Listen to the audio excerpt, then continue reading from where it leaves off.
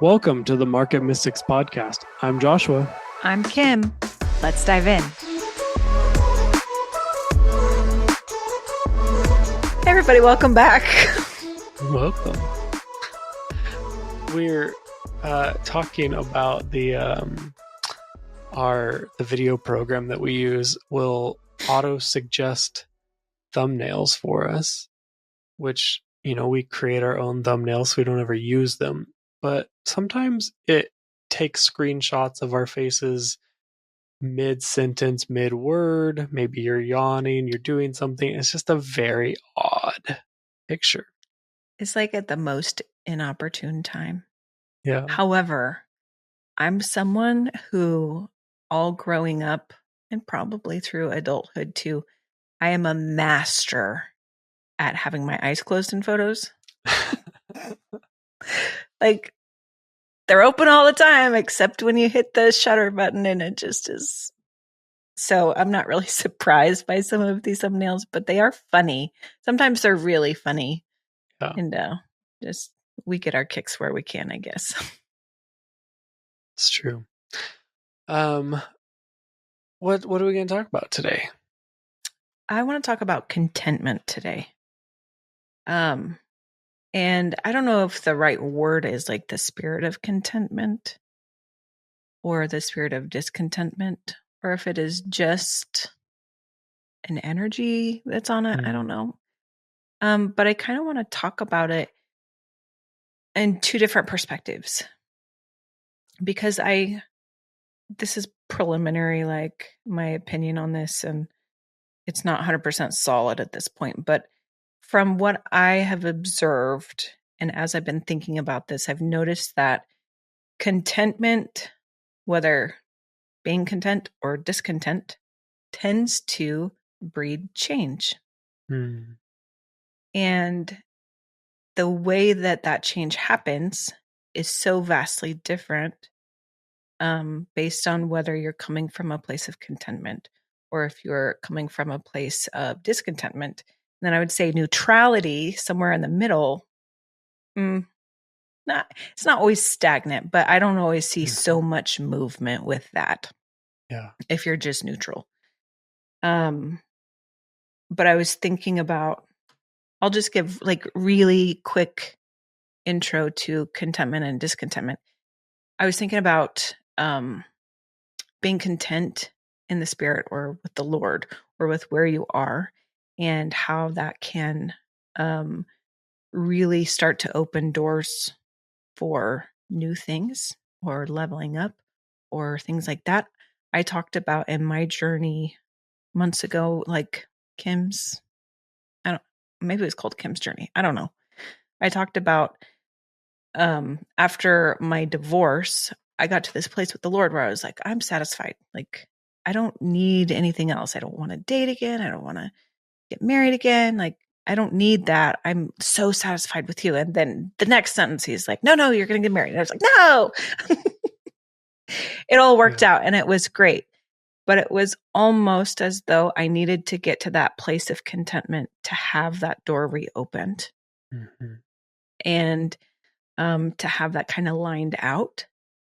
And there are a lot of things. You have a great example of something with that too. But then on the flip side, discontentment, I've seen so many things where if someone is discontent, you can either stay in the muck or you can make a change to get out of the discontentment.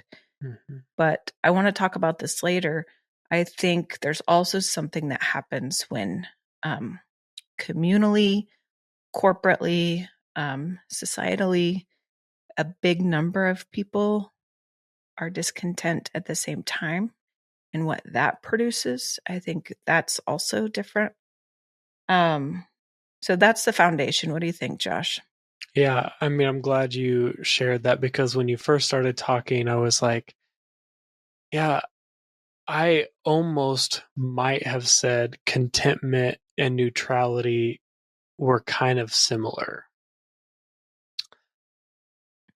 I think because in my mind, contentment doesn't feel like a strong enough word. It just kind of feels like, yeah, okay, it's good where it's at. But I don't think that's actually quite what contentment is. It's more like, I don't know, maybe it is, but it's like, yeah, I'm good where I'm at. Like, where I'm at's good. Um, and we were talking a little bit beforehand about like both of those, even though contentment isn't necessarily looking for change, it tends to bring change. And discontentment, while looking for change, I think often doesn't bring change. Like, I mean, I think it does. I think you can change through either one. But I think there's a lot of times where I encounter situations and people in conversations where they're very unhappy with where their finances are, with where their job is, with where a relationship is. But it's not actually changing. And so I just think it's kind of an interesting paradigm where I've noticed in my life the better change for me tends to happen when I'm not looking for change and I'm just content. Like I'm good with what it is. And that's such a I feel like it goes against like every business guru type of mentality of like you gotta push, you gotta push, you gotta push. But that's how I've experienced it in life. Is that when I haven't pushed, when I've started to just really be grateful for what I have and where I am, that more starts showing up. I like that. I like that thought, especially with you were talking about like all these business gurus may not agree. Mm-hmm. But so many times in business leaders who have a voice in teaching others how to lead well, so many people will say like embrace the tension, like lean into that because that will fuel change. And I don't actually disagree. I think it absolutely fuels change. But what I think the difference is, it is,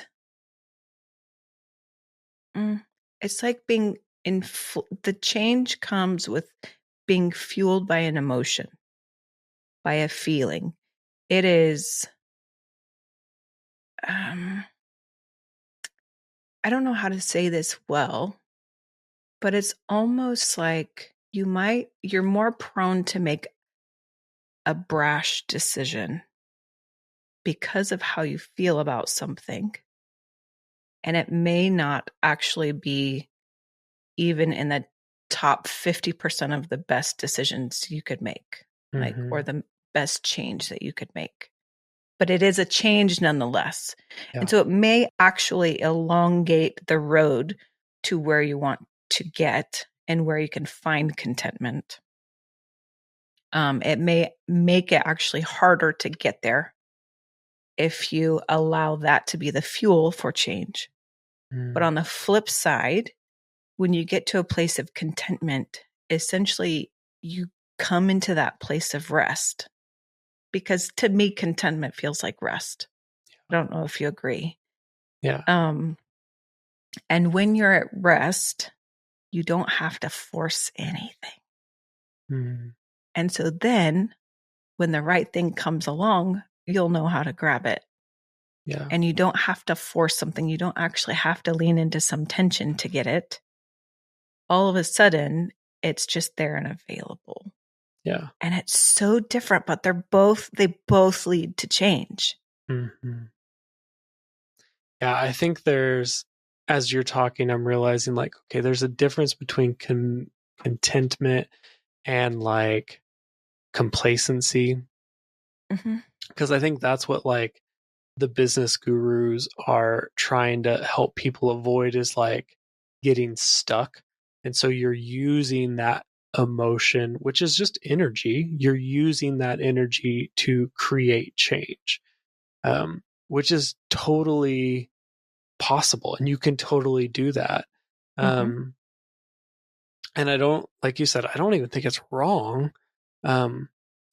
But it is I think it's a more challenging place to be in, because in order to really alchemize that emotion, to create a change, to push you in a positive direction, like to take chaotic energy and give it structure to create the change you want, requires a very strong, like, personal development. Like you need to really know yourself in order to not get stuck in the chaos. And I think what we're talking about with like change being born inside of contentment is, it may be a tougher place to actually sit in, or to find in the first place. But the change that comes from it is a simpler change. And it's a change that I think you can sit with without the anxiety of this has to work. Like, here's a good example, and I think it's what you were talking about earlier. Like, I've been looking at options for like other jobs, and for a while I was really stressed about making something happen. And I wasn't finding anything that I was very interested in. And like the jobs I applied for wouldn't hear back from, wouldn't get an interview, whatever it was. Like, they just weren't working. And then I went through a season, and it wasn't even that long, of just being like, you know what? I'm actually really happy where I am. And like, something else may come along, but like, I'm like, I really enjoy what I'm doing, actually. And I enjoy the people that I'm working with. And then pretty shortly after I had that realization, and also I noticed my mindset shifting, like going to work. I was just like, oh yeah, like this is great. You go do this today. Not too long after that, I, like, through a mutual friend, someone was like, hey, did you know that this position's opening? They're hiring for it. And I was like, no, I didn't. And like, it just kind of fell in, and like, I haven't gotten that job. But like, the process opened itself up. And if that job doesn't happen, like, it became less of a stressful situation because I was okay where I was. And so if the change didn't work, it's okay. I'm happy where I'm at. But it like opened a door to a different kind of change. It opened the door to different possibilities, because now I could look at the possibilities.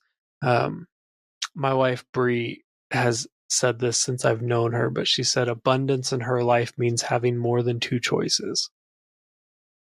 And so, like, that's how she has recognized abundance in her life, is when she has more than two choices for something.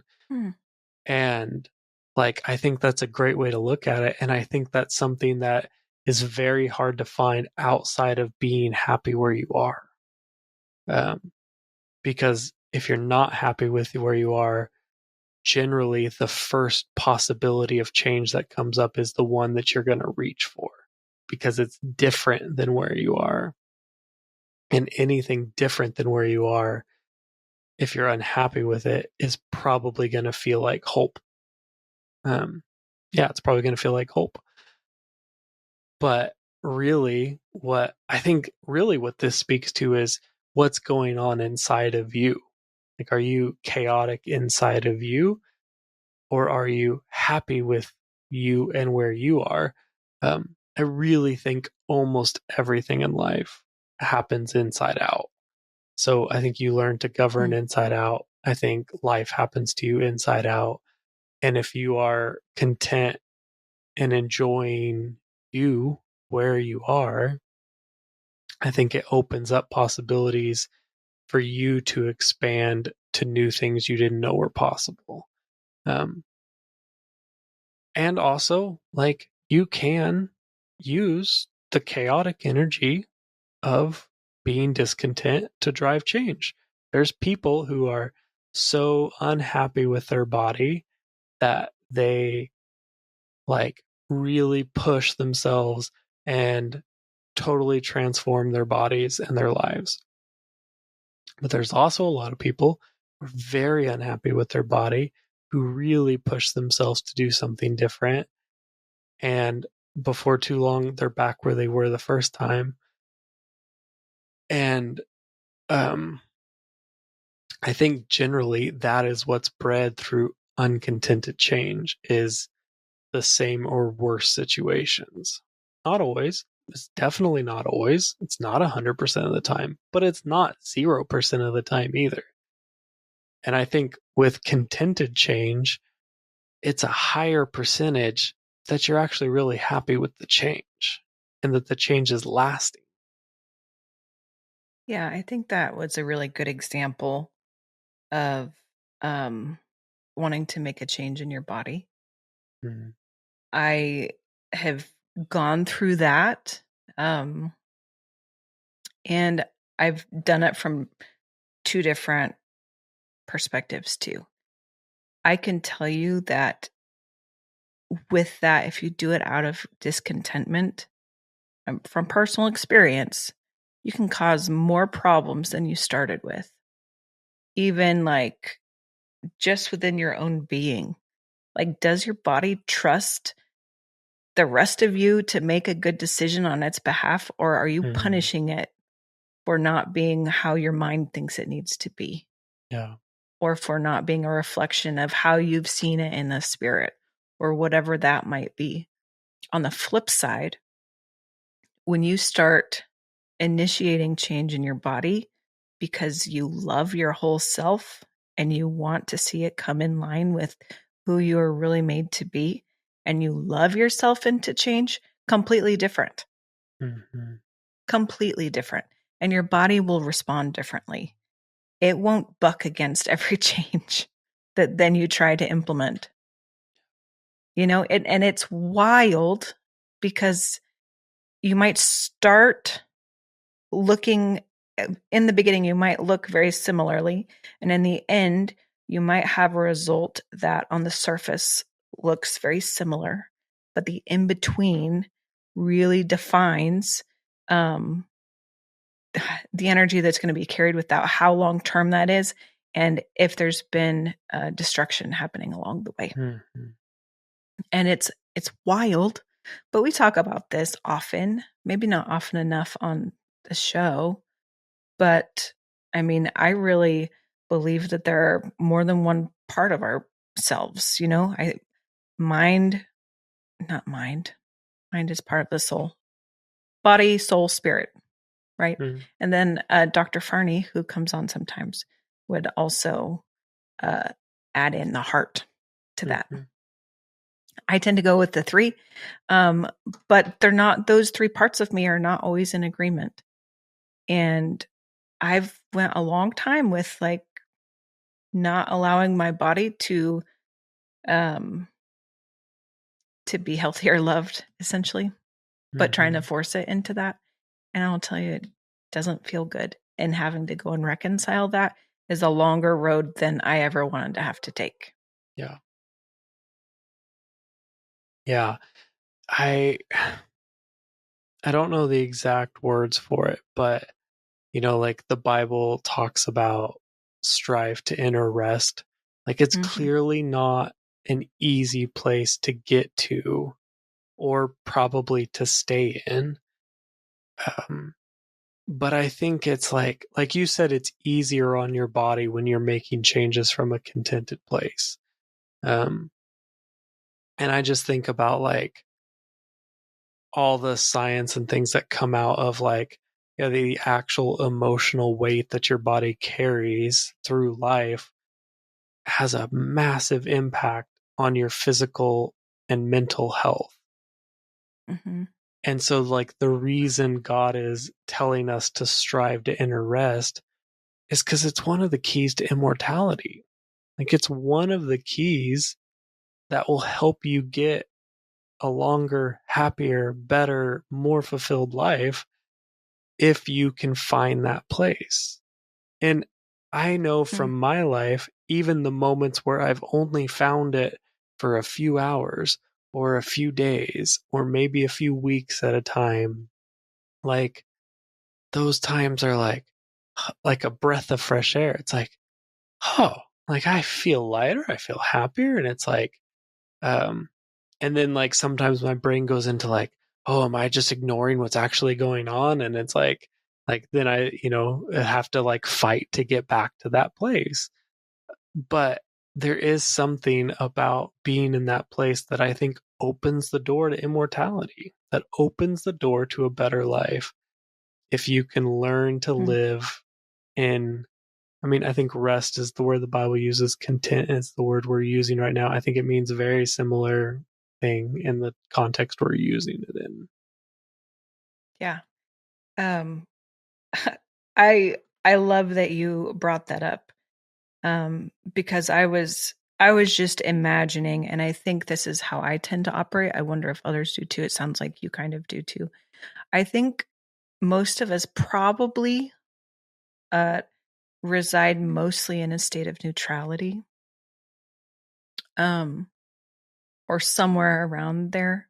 Mm-hmm. And it is far more beneficial for us to like practice staying in contentment. But when you do, that's when you start seeing those things change in that. And you start seeing like, yeah, this is a key to living a longer and healthier life, because all of those parts of you are coming into this state of alignment and going, we are good. Right? I'm good. I'm healthy. I'm fine. I'm full of life. We're good. We're content. But then when you do that and you like shift more toward the discontentment, I think of that more as that state of chaos and stress that you're talking about. And I mean, hot topic for the last 5-10 years has been cortisol production. It's triggered by that fight or flight thing, right? And I think that's what the discontentment kind of breeds in itself, right? So there's a state of peace and contentment, or there's a state of stress and needing to fly or fight, And I just think that it's so important for us to realize that and do that, like strive to enter that contentment. Can you take an inventory of the things that are like wanting to push you into discontentment? Can you go through them one by one, whether just with yourself or with the Lord? I would recommend with the Lord, but that is just my opinion. And sort through some of those things and like search for that, seek for that contentment. Like, can you take that stressor off of it and allow it to swing the other way?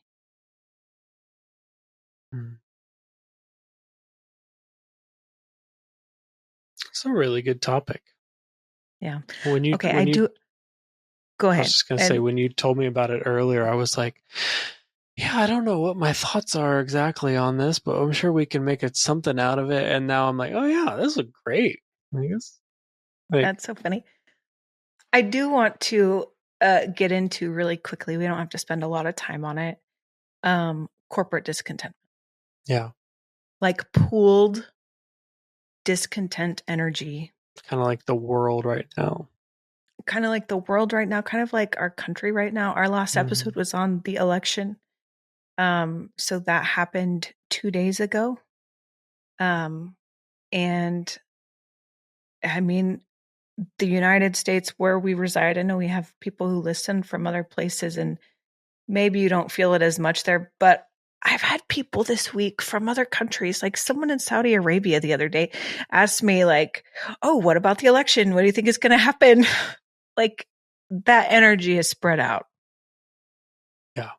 And I think even if you're further away from it, people know that there's this energy of discontentment on it. Yeah. And I tend to think that if that energy of discontentment breeds a chaotic change individually and can push us into changes that aren't necessarily super helpful and have destruction along the way, when we pool that energy corporately, I think there's potential for mass destruction.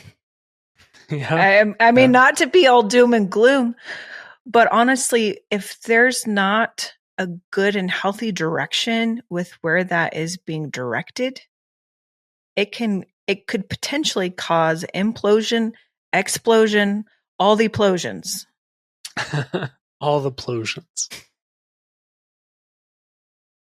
What do you think about this? Yeah. No, I mean I think it like I was saying earlier, I think change happens from the inside out. Like I think things function from a smaller place to a larger place. So the global discontentment I think is driven from a nation of people who are discontent with themselves. And so I think it just like it amplifies at every level. It gets bigger and bigger at every level. Um, because I promise you, you can find some people right now who they don't notice the energy that's going on in the world because they're doing pretty great where they're at. Um, and so I think that um, I think it builds from the individual to the family unit to the town, city, county, state, like country, world. Like I think it builds from the smallest to the biggest, and I think it functions very similarly. Like right now in the world, there is a huge spirit of chaotic energy, of discontentment, of people who are like there has to be change, and they're scratching and reaching and clawing and pulling for change. And I agree, there needs to be change in our world. Um, but like we talked about on the individual level, when you are so discontent, you might just grab whatever change you see first instead of whatever change I don't even want to say is what's best, but actually a direction you want to go. Right. You might just grab the first thing you see, and the first thing you see may not actually be life-giving. Yeah. And I just think that I think the same thing applies at every level of it. And I also think that the way to actually change it is to start on the inside out.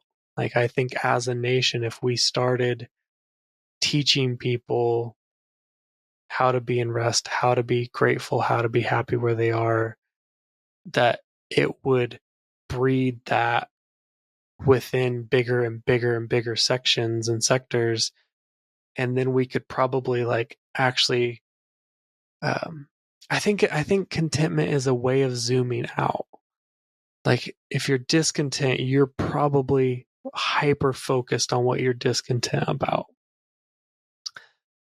And to really see a good picture and be able to pick the abundance and multiple choices that might come from like being just a step back from it.